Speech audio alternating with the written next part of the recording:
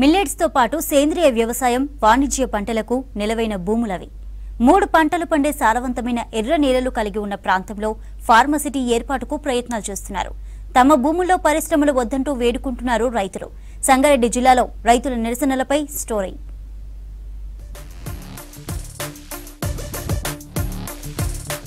సంగారెడ్డి జిల్లా న్యాలకల్ మండలంలోని డప్పూర్, మల్గి, వడ్డి గ్రామాలను కలుపుకొని సుమారు 2000 ఎకరాల భూమిని ఫార్మా కంపెనీల కోసం అధికారులు సర్వేలు నిర్వహించారు.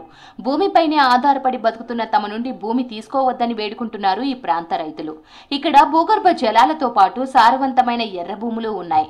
ఓవైపు చిరుధాన్యాలు, మరోవైపు చెరుకు, పత్తి, కూరగాయలు, ఇతర పండ్ల మొక్కల పెంపకంతో జీవనోపాధి పొందుతున్నారు ఇక్కడి రైతులు. మందుల కంపెనీల పేరిట మా నుంచి భూములను లాక్కోవడానికి చూస్తే ఉద్యమాన్ని ఉధృతం చేస్తామని రైతులు హెచ్చరిస్తున్నారు. మా ఊళ్ళో మేము చేసుకొని బతుకుతున్నాం, అంతే. మాకు అదే భూమే ముఖ్యం. మాకు మేము పానలైన ఈయనకి సిద్ధం ఉన్నాం. ఏడికి కోటుకు రమ్మంటే కోటుకు రానికి సిద్ధం ఉన్నాం, ఏడికి రమ్మంటే ఆడికి రానికి సిద్ధం ఉన్నాం. కానీ భూమి మాత్రం ఇడవం. ఏదో కష్టపడి దున్నే పంటలు పండించి రెక్కలు బొక్కలు ఇరగొట్టుకొని మీకు అందిస్తున్నాం. మీ గవర్నమెంట్ జాబ్లకు మీరేం తింటున్నారు, మేము అందిస్తేనే మీరు తింటున్నారు. అంతకు మించి మేమేం చేయలేము. మాకు పానాలు ఏం సిద్ధం ఉన్నాం కానీ భూములు మాత్రం ఇవ్వము. సర్వే చేయడానికి వస్తుర్రంట భూములు, మేమైతే ఇయ్యము. మేము కలిసే బతుకుతున్నాము. మా చిన్న పిల్లలకు ఉంటే బినా ఎంత కష్టపడి మేము చేస్తున్నాము. ఇక పంట ఇట్లా పెంచుకొని మేము సంబరపడుతున్నాము. పాలలేక నీళ్లు ఉన్నాయి మా దిక్కు, అమృతం లేక. ఒక పూట మేము అన్నం తినకపోతే నీళ్లు తాగి మేము సంబరంగా ఉన్నాం. మాకు నొప్పులు వద్దు, ఏమొద్దు, అవి పోయి అవన్నీ తెచ్చి మా చిన్న పిల్లలకు అంతా నొప్పులు గిప్పులు రానికి అవి అంతా ఎందుకు చేస్తారు? మా భూమిలో అడిగే పెట్టొద్దు, మా ఊరికి రానియము.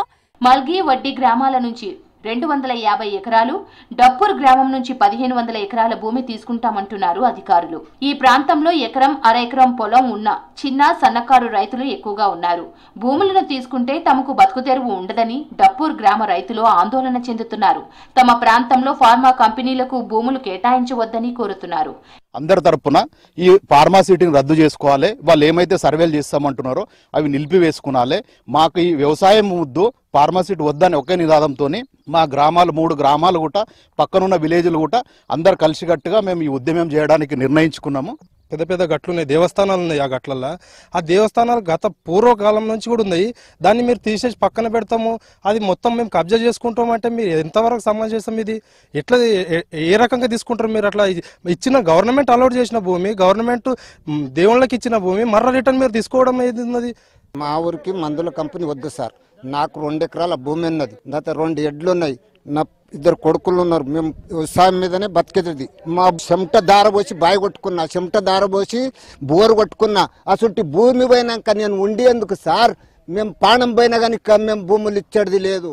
ఇక్కడి సారవంతమైన నేలలో విషం నిండిపోతుందని, చుట్టుపక్కల 1000 ఎకరాలు సాగుకు పనికి రాకుండా పోతాయని ఆవేదన వ్యక్తం చేస్తున్నారు.